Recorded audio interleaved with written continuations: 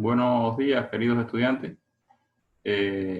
Damos paso a la primera videoconferencia de la materia Redacción Académica y Científica 1, donde, bueno, la semana pasada hicimos la presentación de la estructura de la materia, los contenidos de la materia, y ya a partir de hoy vamos a comenzar las actividades, ¿no?, de enseñanza y aprendizaje. Ustedes en la plataforma encontrarán ahí las actividades que deben hacer. Para esta primera clase no tenemos pensado hacer ningún trabajo autónomo, sino que sea un poco de introducción también a los temas específicos de la redacción académica y científica. Y bueno, en la medida que ya vayan interactuando con la plataforma virtual, irán viendo las fechas de las actividades que tienen que presentar. Igual por aquí iremos también, y por el grupo de WhatsApp, canalizando cualquier duda. Bueno, entrando en materia, vamos a compartir la pantalla para que ustedes vean la clase de hoy.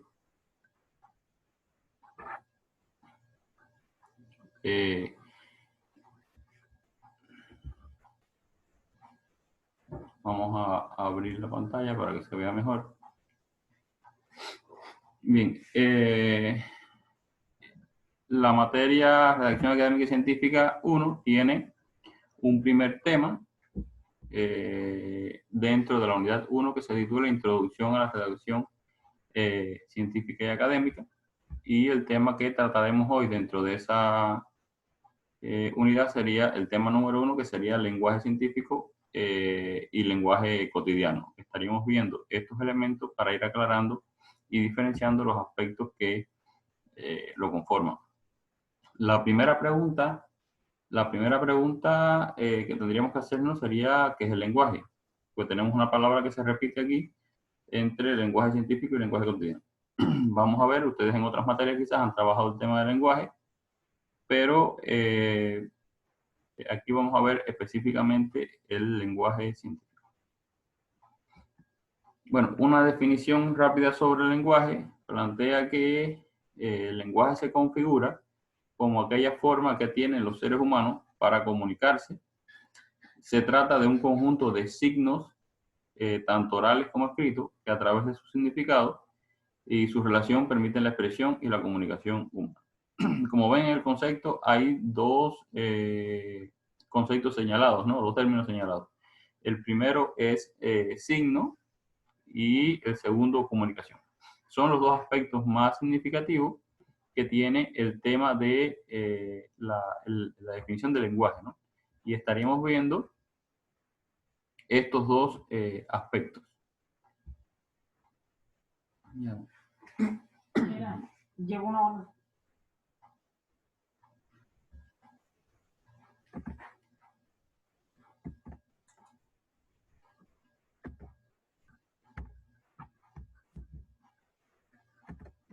A ver, aquí estamos. Bien, como habíamos dicho, el concepto del lenguaje está caracterizado por dos términos, dos componentes esenciales. El primero es la comunicación y el segundo los signos. Vamos a comenzar por el término de signos. ¿Qué son los signos y qué significan signos? Seguro que si estuviéramos en un aula presencial, aunque ustedes igual por el foro o por el WhatsApp pueden hacer sus comentarios, van a estar pensando que un signo, bueno, puede empezar en el signo de más, como vemos aquí abajo, el signo de menos. Pueden pensar en cualquier gesto que se haga, ¿no?, para entender cualquier fenómeno, ¿no? A veces estamos en un aula y no queremos interrumpir y nos ponemos la mano en la boca para mostrar el signo que significa el no interrumpir, ¿no? Igual hay muchos signos que uno lo incorpora como parte del lenguaje. O sea, el lenguaje que en algunos momentos ustedes han estudiado que puede ser de diferentes maneras, ¿no? Verbal, no verbal. Bueno, aquí también ustedes ven como si va manejando un carro y le ponen el stop. Eso es un signo que te indica, ¿no? Te comunica en su lenguaje visual que debes de parar, ¿no? Por lo tanto, los signos son señales a través de las cuales nos comunicamos. Y esas señales son de diversas maneras. Como ustedes ven en la parte de abajo, hay signos para la comunicación oral. Por eso, el que no sepa hablar inglés no entiende a alguien de habla inglesa. El que no sepa hablar francés no entiende a alguien de habla francesa, porque los signos que utilizan, los códigos que utilizan en esa comunicación no son similares, no los tenemos incorporados nosotros como eh, eh, personas que estamos comunicándonos con otras. Existe también un lenguaje o signos para el lenguaje escrito, donde también se manifiesta en esa dimensión. La persona que no sabe leer y escribir no entiende lo que está escrito, por ejemplo, en el pizarrón, porque no tiene incorporado esos signos, no tiene incorporado esas herramientas. Si vamos a leer un mensaje en idioma mandarín o en chino, tampoco vamos a entender, porque los signos y los códigos que transmite ese mensaje escrito no lo tenemos incorporado. Por lo tanto, aquí estaríamos hablando de dos tipos de signos. Uno primero de tipo oral, otro de tipo escrito, y vemos un tercer signo de tipo mímico, ¿no? Ahí ustedes ven bien cómo la señora con ese signo, sin decir nada, sin escribir nada, todo el mundo sabe que hay que hacer silencio, ¿no? Porque es un signo que está manifestándose a partir de un gesto mímico, ¿no? Hay muchos, igual que hacer silencio, podemos levantar la mano para participar, ¿no? Son signos que uno va identificando y va codificando en su pensamiento. Un cuarto tipo de signos son las señas, o lo que se llama lenguaje por señas. Ahí vemos los que no dominamos el tema del lenguaje por señas, no entendemos el significado de lo que transmite ese mensaje, la posición de las manos, y sin embargo, el que domina este lenguaje sí tiene ese signo incorporado. Hay un quinto tipo de signo, que son los simbólicos. Como ven ahí, todos sabemos que este es el de sumar, este es el de restar. Lo sabemos nosotros porque desde pequeño, que vamos a la escuela, nos los enseñan. Hay personas como quizás abuelos, tatarabuelos de nosotros que no lo conocieron, no tenían esos signos incorporados porque esos símbolos no existían, nunca los comprendieron, nunca se los enseñaron. Nosotros vamos incorporando cada uno de estos signos en la medida que vamos creciendo y nos vamos formando como persona, como profesional. Estos signos son parecidos a estos, ¿no? que hemos visto. Y por último, un poco más reciente, se habla también de signos virtuales. Los signos virtuales que incorporan signos orales, signos escritos, signos mímicos, signos visuales, que se van codificando en un tipo de lenguaje propio para quienes dominan estos elementos. Todos, incluso todas las personas en todas las generaciones, no dominamos de la misma manera los signos virtuales. ¿Por qué? Porque algunos tenemos elementos formativos incorporados en mayor profundidad que otros, ¿no? Y a veces vemos un niño, quizás ya en tiempos contemporáneos, un niño de 3 o 4 años que quizás domina más la tecnología que uno. ¿Por qué? Porque desde pequeño va incorporando este tipo de signos, que ha sido uno de los signos emergentes que se ha ido incorporando al lenguaje humano. Bueno, esto a grandes rasgos es lo que hablamos de signos. Todo lo que nos acompaña, todo lo que nos refuerza, todo lo que nos apoya a el lenguaje. Bueno, aquí vemos otros signos, ¿no? En el caso de los signos podemos encontrar también signos no lingüísticos o no verbales, como los que hemos visto. Aquí vemos otros que reforzamos los ejemplos que habíamos traído. Por ejemplo, los aplausos. Si usted es un deportista y va a jugar, y un futbolista y va a jugar y nadie lo aplaude, eso transmite un mensaje, ¿no? Y ese mensaje de que no lo hizo bien o que no le gusta lo que está haciendo. Al contrario, si vamos a un concierto, vamos al mismo juego de béisbol, de fútbol, de béisbol, de lo que sea, y nos aplauden, es que estamos haciendo, nos están reconociendo el esfuerzo que estamos haciendo y los resultados que estamos logrando. Igual si vamos conduciendo, ¿no? Si vamos conduciendo, vemos el semáforo como transmite también una información. Nos comunica que tenemos que detenernos, que tenemos que avanzar con precaución o que podemos avanzar sin ningún riesgo, en el caso del verde. Y esos son elementos que tenemos, signos que tenemos incorporados en nuestro código de información. El humo también, bueno, hay muchísimos tipos de signos, ¿no? El humo también significa algo. Y si estamos en la casa y vemos humo, salimos a ver qué pasa, porque sabemos que el humo puede ser, no sé, una catástrofe, puede ser cualquier elemento que está asociado a este tipo de signo. En el caso del signo lingüístico, bueno, lo habíamos visto también, algunos de los ejemplos.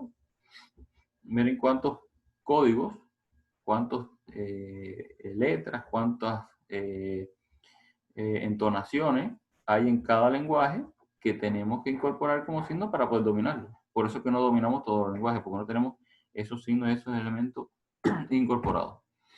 Bueno, el segundo elemento del lenguaje es la comunicación. Y la comunicación, a diferencia del lenguaje, pues vamos a ver la diferencia entre lenguaje y comunicación, es que es un proceso. Es un proceso que tiene el fin de transmitir y recibir mensajes.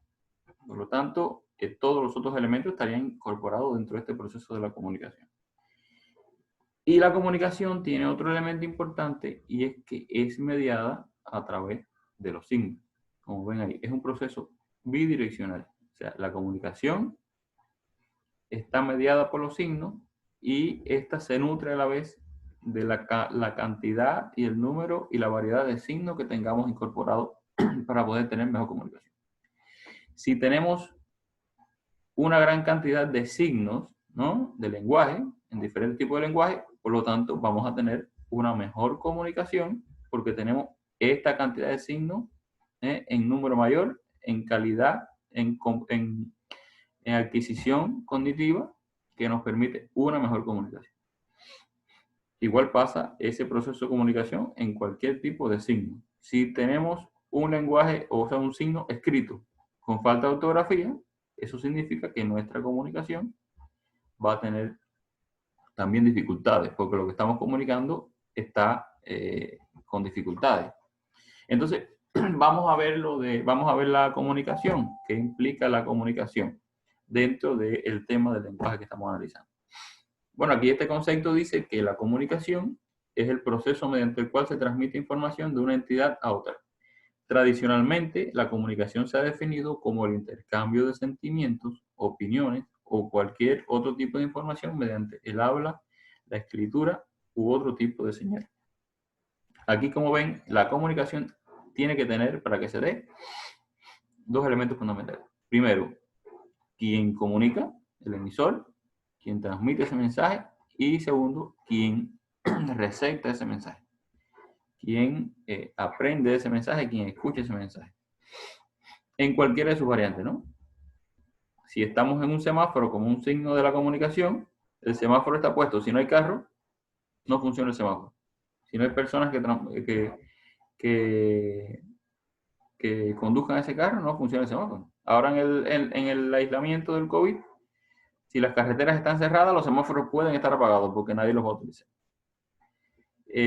Así pasa, por supuesto, en todo el proceso de la comunicación. Un emisor y un receptor. Ahora, ¿qué condiciones son necesarias para que ocurra ese proceso de comunicación? Bueno, primero ya vimos, tiene que haber un emisor. O sea, es el que tiene la voluntad de comunicar y emite ese mensaje. Mensaje codificado, ¿a través de qué? A través de signos. Y tiene que haber, por otro lado, como vimos, un receptor, que es quien recibe el mensaje y lo descodifica. Por eso que cuando no tenemos todos los signos incorporados, no podemos decodificar un mensaje.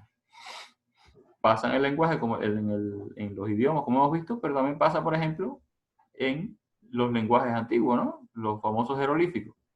El que no sepa, o sea, el que no tenga incorporado ese lenguaje a su conocimiento, no podrá decodificar lo que dice el jeroglífico. Ahora, ¿qué otros elementos tiene que haber en el proceso de comunicación? Bueno, un mensaje. El mensaje es lo que se dice, es lo que queremos transmitir. Buenos días, buenos días. Le decimos aquí buenos días como emisor aquí lo van a aceptar. Buenos días como receptor. La respuesta ante el emisor, ¿no? Hacemos una presentación, esta conferencia de hoy, un emisor, el profesor, y hay un receptor, que son ustedes los estudiantes. Si ustedes no están ahí, esto por supuesto no va a cumplir objetivo, porque no va a haber un receptor que interactúe o intercambie con esa información. Bueno, después del mensaje, ¿qué otro elemento está dentro de la comunicación? El código. ¿Qué son los códigos? Lo que hemos hablado, el sistema de signos empleados. Ese signo que está incorporado en los gestos, en la escritura, en las palabras, porque las palabras incluso no significan lo mismo, ¿no? No significa lo mismo los signos que estoy representando, o incluso en una carretera, ¿no? Donde hay signos convencionales del semáforo, pero hay otros que pueden estar ajustados a particularidades propias del territorio, ¿no? Por lo tanto, esos signos, que fue lo que vimos al principio, tienen o están codificados y forman parte del mensaje. Y al formar parte del mensaje, por supuesto, es parte del proceso de comunicación que estamos analizando. Un tercer elemento es el canal. ¿A qué se denomina canal? Bueno, al medio que uno utiliza para transmitir. Igual sería, vamos a la televisión, vamos a un noticiero o un medio de noticias, vamos a una novela, vamos a una serie, ¿no? Una serie, el emisor, ¿quién es? El que hace la serie. El receptor, nosotros que la vemos. Transmite un mensaje, que quiere decir el mensaje, el contenido de la serie, a través de códigos. Por eso hay programas que entendemos, otros que entendemos en menor nivel, porque los códigos pueden ser más profundos o menos profundos. Por lo tanto, el mensaje se codifica o se decodifica en dependencia de este que está aquí. Se hace un mensaje más fácil, más entendible para este que está aquí, o se hace más profundo para este que está aquí también. Ahora, ¿por dónde se transmite la serie? Bueno, por un canal de televisión. Pero ¿por dónde estamos transmitiendo este mensaje a ustedes y nosotros? Bueno, en este caso, a través de la computadora, ¿no? A través del internet.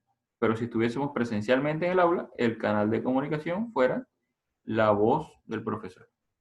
Y la escucha de ustedes natural en el aula, ¿no? Y también, por supuesto, ustedes pueden, en un momento, se convierten en emisores, ¿no? Cuando participan en clase, ustedes emiten un mensaje a través del código que tienen incorporado, a través de un canal que es la voz, ¿no? Y yo como profesor lo recepto. Ese es el proceso que sigue la comunicación. Y finalmente, un último elemento es el contexto. Un aspecto muy importante también en la comunicación, porque depende de la situación y la circunstancia en la que se emita el mensaje. Este mensaje puede estar cargado de emoción, de felicidad, ¿no? De deseos de hacer, pero si el contexto donde usted lo va a transmitir, ¿no? Es este de COVID, o es que lamentablemente alguna situación familiar, no va a ser bien receptado, porque no se corresponde el mensaje, ¿no? Con el contexto. Por eso es importante tener un mensaje bien elaborado, con códigos que puedan ser asimilados por este receptor, la manera en que o el medio por donde lo vamos a transmitir, pero que esté ajustado al contexto. Por lo tanto, el contexto juega un papel primordial en este momento de la comunicación. Bueno, aquí vemos, hablando igual de comunicación, que esta puede ser de dos formas esencialmente. Una comunicación verbal y una comunicación no verbal. Esto es un poco clasificando lo mismo que vimos allá, pero ajustándolo ya a la clasificación en cuanto a la presentación de la palabra o no. Bueno, en el caso de la comunicación verbal, esta puede ser oral y puede ser escrita, ¿no? Y en el caso de la comunicación no verbal, esta se utiliza, o se organiza a partir de gestos, como hemos visto, es un tipo de, o uno de los signos que tenemos que incorporar a través de imágenes y a través de sonidos, ¿no? Por lo tanto, aquí, viendo elementos de la comunicación, tiene que pasar por todos los requisitos que vimos anteriormente para que se dé un buen proceso de comunicación y a la vez hay dos tipologías, la verbal y la no verbal. Ahora, vamos a ir entrando en tema de lo formal y lo informal en materias en temas de comunicación. O sea, ¿a qué llamamos lenguaje informal? Bueno, el lenguaje informal es aquel que se emplea en situaciones donde los hablantes tienen un alto grado de confianza. Es por ello que el lenguaje utilizado es descuidado. Algunas de las situaciones en las que suele emplearse son conversaciones entre amigos muy cercanos, conversaciones entre familiares, conversaciones entre compañeros de grupos de sociales, entre otras, bueno, conversaciones que se puedan surgir y que puedan ocurrir en el entorno de la comunicación. Este lenguaje, como lo ven aquí, no es empleado en la comunicación académica y científica, porque nuestro objeto de estudio no es el lenguaje informal. El lenguaje informal es este que todos tenemos incorporado, ¿no? Que decimos ñaño, que decimos pana, que decimos, bueno, ese nivel de confianza, ese nivel de adornos del lenguaje, ese nivel de sustantivo del lenguaje que utilizamos para sentirnos bien y hablar en un nivel más informal. Por lo tanto, este no es empleado en la comunicación científica. Nosotros sí vamos a ver el lenguaje para la comunicación académica y científica. Por lo tanto, este no nos va a interesar. Aquí vemos ejemplos, ¿no? De cómo el lenguaje, en este caso no verbal, puede admitir cualquier cosa, ¿no? Venta de hielo. Venta con B y hielo sin H. Pero al final venden, ¿no? Los que están vendiendo hielo al final venden, ¿no? Pero muchos no se van a dar cuenta, otros se van a dar cuenta. Los que se van a dar cuenta igual compran hielo, ¿no? Pero a la hora de analizarlo en el tema del lenguaje de la comunicación académica y científica, esto es un error que no se puede usar. Para el lenguaje, para el barrio, para la comunidad, bueno, el que tenga no tenga incorporado esos signos, esos códigos de la ortografía, bueno, se le permite, pero recuerden que está incorrecto. E igual que, bueno, aquí, bueno, ñaño, cómprame que hielo. Son lenguajes que utilizamos de manera informal en nuestras comunicaciones cotidianas. Ahora, el lenguaje formal, que es lo que nos interesa. Este sí es empleado en la comunicación académica. Este no tiene nada que ver con el otro, por lo tanto, es el que vamos a estudiar como objeto de estudio en esta clase. El lenguaje formal es aquel que se emplea en espacios académicos, profesionales y científicos formales con el empleo de un vocabulario técnico ajustado al campo de estudio. ¿A qué campo de estudio? Bueno, el nuestro, el campo de educación. El ingeniero, el campo de la ingeniería. Hay términos, hay códigos, hay aspectos de conceptos que los dominan los especialistas en cada campo. El médico domina los términos y los códigos de lenguaje de la medicina, los ingenieros en la ingeniería. A nosotros nos interesa el tema de la educación. Por eso hablamos de enseñanza-aprendizaje, hablamos de recursos didácticos, hablamos de estrategias educativas. Son términos que no se utilizan en otros campos, ¿no?, de estudio. Dice que se emplean en conversaciones profesionales, respetan su jerarquía o se encuentran en un marco de extrema cordialidad. Por lo tanto, aquí ñaño y ñaño no cabe. Aunque entre profesionales nos tratemos de esa manera, con ese cariño, pero ya para la redacción de textos académicos y científicos, para el lenguaje formal, no existe este tipo de términos. Y durante el curso vamos a ir viendo, ¿no?, cómo es que se hace, qué términos se emplea, y eso es lo que queremos lograr, bueno, con ustedes, y es el objetivo de esta materia. Por lo tanto, este tipo de lenguaje es el que se expresa en textos académicos y en textos científicos. Recuerden que esta clase es un poco introductoria, estamos viendo aspectos generales para después, mi propósito es que puedan incluso redactar algún tipo de texto con los códigos del lenguaje académico y científico. Bueno, ¿qué característica tiene el lenguaje formal? Una de estas características, la primera característica, es la pronunciación correcta de cada palabra. O sea, la palabra no puede tener ningún adorno, tiene que ser mencionada y pronunciada de la manera correcta. Si hablamos de epistemología, tiene que comprender qué significa la epistemología, qué significa la redacción académica y científica. O sea, nosotros vamos con nuestro primo, con cualquiera que no domine el tema de la comunicación académica y científica, le decimos, bueno, redacción científica. Y quizás no sepa qué es redacción científica. Ustedes van a tener incorporado ya ese tema en su algoritmo, ¿no?, de aprendizaje. ¿Qué es redacción científica? Bueno, lo vamos a aprender en esta materia. Tiene que haber un vocabulario amplio y preciso, incluso especializado. Lo que habíamos dicho. Yo quizás no pueda decir el término profesional de la aspirina, porque eso se lo sabe el médico. Pero sí tengo el término adecuado de inclusión educativa, o de estrategias didácticas, o de recursos de aprendizaje, o de fundamento epistemológico de la ciencia, o de investigación educativa, porque es un vocabulario que debo incorporando como profesional. Por lo tanto, eso es algo que tenemos que tener claro. Nosotros como futuros profesionales de educación no podemos quedarnos con el lenguaje cotidiano, porque ¿qué le estaríamos enseñando a los chicos, no? Tenemos que enseñarles más allá de lo que conocemos. Por lo tanto, ese vocabulario que se va a ir enriqueciendo en la medida que ustedes vayan cursando, ¿no?, sus estudios en la universidad, se va a ir ampliando. Y eso se va también especializando para que adquieran ese tipo de lenguaje especializado. Hay que emplear frases correctamente construidas. O sea, el uso de los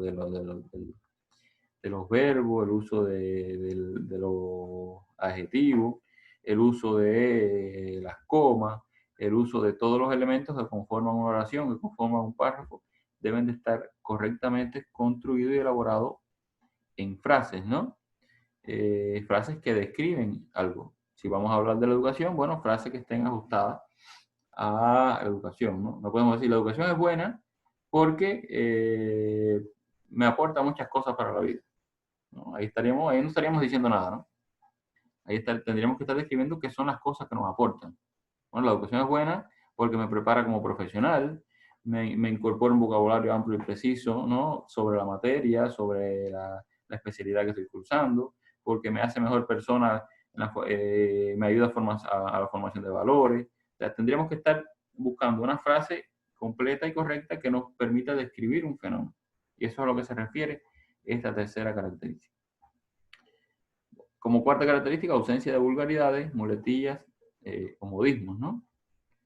Esos son elementos que son del lenguaje informal que no se pueden usar.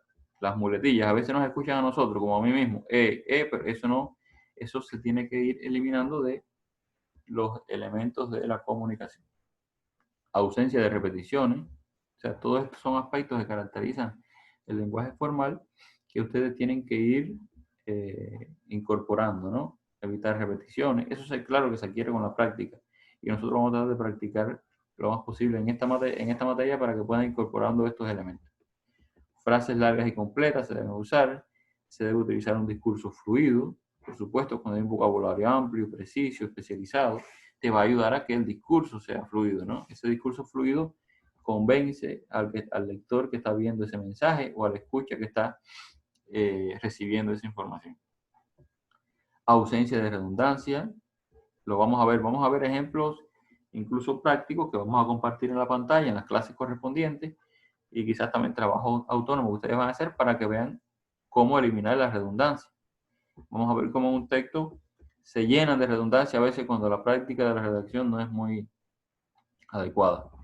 Y bueno, por último aquí traemos la información organizada de forma lógica. Esa información organizada de forma lógica que te permite tener un hilo en la conversación. Un hilo que disfruta el lector, que disfruta el que está escuchando, que disfruta el alumno cuando está escuchando la clase. Cómo no se pierde el hilo de algo que uno está trabajando. Por lo tanto, eso también lo vamos a conocer. Bueno, aquí un ejemplo, ¿no? De cómo el lenguaje informal utiliza el tú y cómo el lenguaje formal utiliza el te. En esa pregunta, ¿cuál es tu estado civil? Y en un estado formal, ¿cuál es su estado civil? Soy soltera, soy viudo. Bueno, son elementos, algunos ejemplos que ustedes pueden, como eso hay muchos ejemplos que vamos a estar también viendo durante el transcurso de la materia. Bueno, resumiendo hasta aquí, porque recuerden que vamos a estar viendo clases. En este caso, bueno, hay una sola direccionalidad en el mensaje, aunque ustedes están como receptores, lo que estamos viendo en la comunicación, pero no hay una manera en tiempo real de cómo, bueno, participar, ver algunos criterios. Claro, lo van a hacer después en los chats, en los WhatsApp, que puedan ir teniendo esa riqueza en la comunicación. Hasta ahora, vamos a ir viendo las diferencias entre lenguaje y comunicación. O sea, que no podemos confundir el lenguaje con la comunicación. Y es una cosa que vamos a estar aprendiendo en la clase de hoy. El lenguaje dice que es el conjunto de signos, ya lo habíamos visto, tanto orales como escritos. A través de su significado se realiza la comunicación. También se puede interpretar como el conjunto de sonidos y palabras con que se expresa o comunica el pensamiento.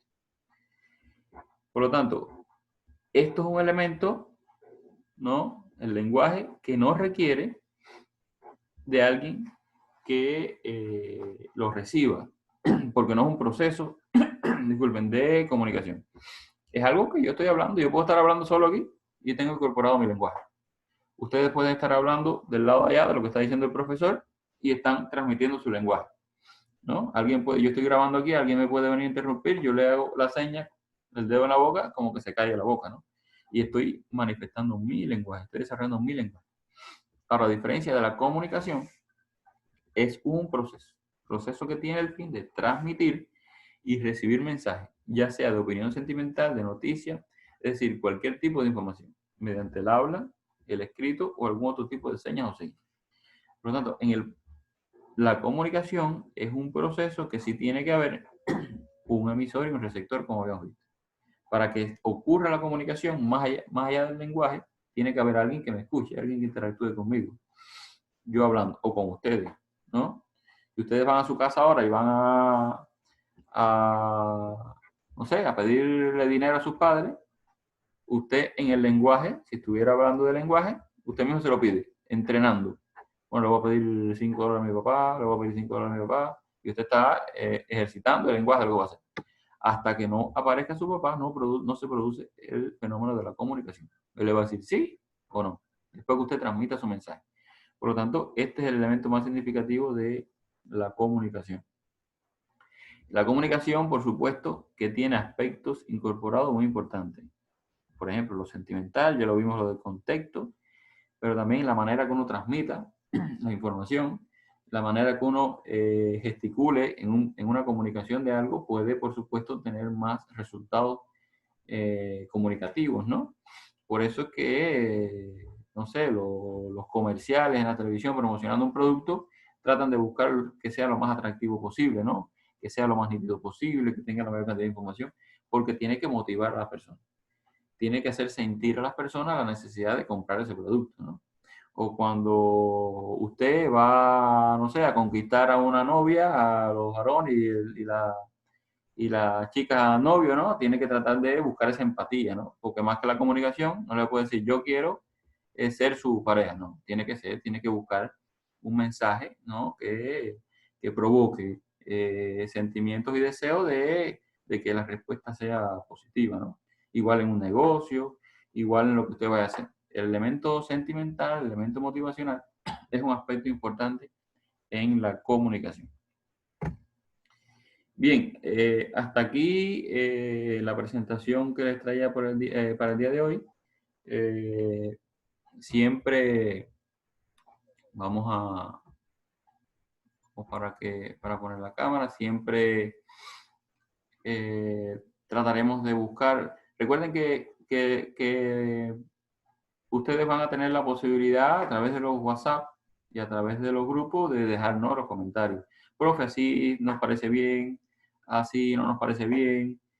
Claro, por supuesto, vamos a traer también algunos videos, aunque esto ya se convierte en un video, ¿no? Un video más didáctico. Y a veces soy más aburrido, ¿no? Que los videos, pero tenemos que tratar de buscar el equilibrio entre todos estos elementos. Sí trataré siempre de hacerles estas presentaciones para que tengan por dónde estudiar después, por dónde hacer las actividades, aunque recuerden que también esas actividades se las vamos a apoyar con materiales también para la lectura, porque si la materia es redacción académica y científica, y uno de los elementos para la redacción académica y científica es la lectura, por lo tanto tenemos que hacer también, más que ver los videos que le transmite el profesor, leer también materiales que nos faciliten esos elementos para poder tener un lenguaje, tener recursos, ¿no?, comunicativos incorporados. Tenemos que también leer, y esa lectura nos va a permitir a nosotros escribir mejor.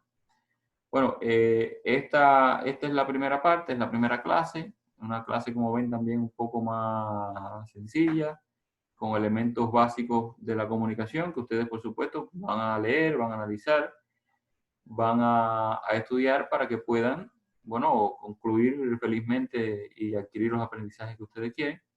Y, por supuesto, después también hacer las actividades de trabajo autónomo que se requerirán.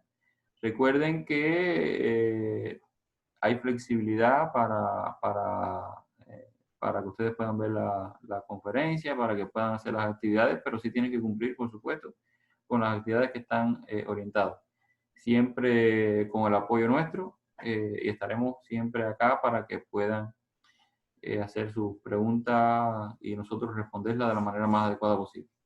Los invito, bueno, como siempre, a vernos en la próxima clase, bueno, a escucharnos, porque en realidad nos vamos a ver poco, a escuchar la próxima clase que estará relacionada con las temáticas que están en el sílabo que les presenté en la primera presentación, deseando siempre que les sea de agrado y que, bueno, que puedan disfrutar siempre de estas clases, ¿no? Un abrazo y nos vemos entonces en la próxima videoconferencia.